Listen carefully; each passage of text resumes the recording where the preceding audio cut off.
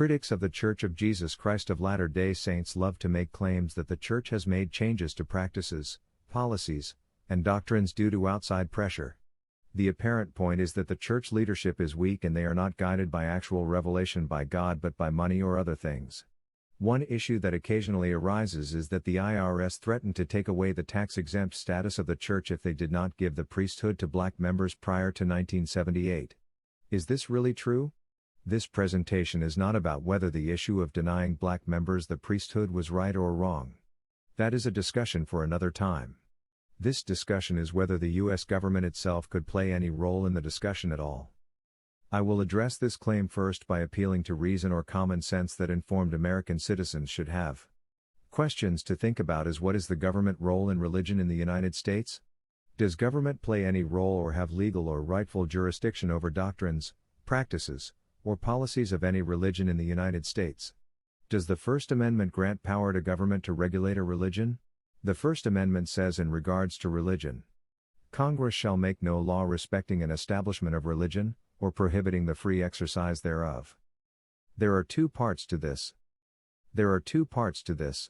First, the government can't establish an official religion. The government must be neutral in regards to religion and treat all religions the same and not give preference to one faith over another. Second, the government can't prohibit the free exercise of religion. The First Amendment also goes beyond protecting belief. It protects the free exercise of religion. Not only can citizens believe what they want, they can practice those beliefs. This is not always the case in other countries where the government may not be able to control the religious beliefs of a citizen, but they can control their actions and whether they practice their beliefs.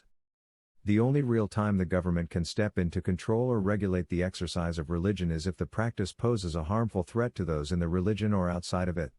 It can also control actions that might directly affect the rights of others outside of the faith. For example, a church cannot ring bells or a mosque can't blast a call during certain hours of the day. Just as they have a right to practice their faith, others have a right to their sleep. If a religion in its beliefs and practices chooses to restrict leadership roles within the church to certain people, they have the right to do so. In 1970, when the Church of Jesus Christ of Latter-day Saints restricted the priesthood from black members, it was their First Amendment rights to do so.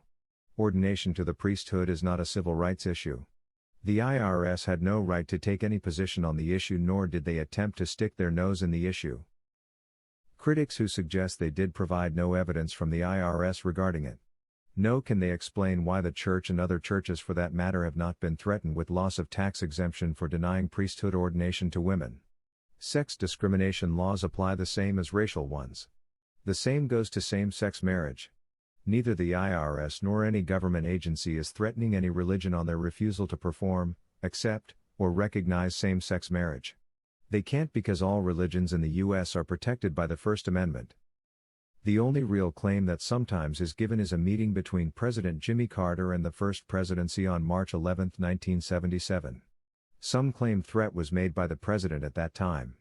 No transcript of meeting exists except that it began at 12:03 and ended at 12:24 according to the Daily Diary of President Jimmy Carter found at the Jimmy Carter Library and Museum.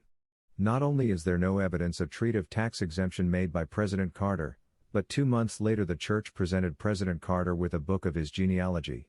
Why would the church respond to a tax-exempt threat by doing something nice for him?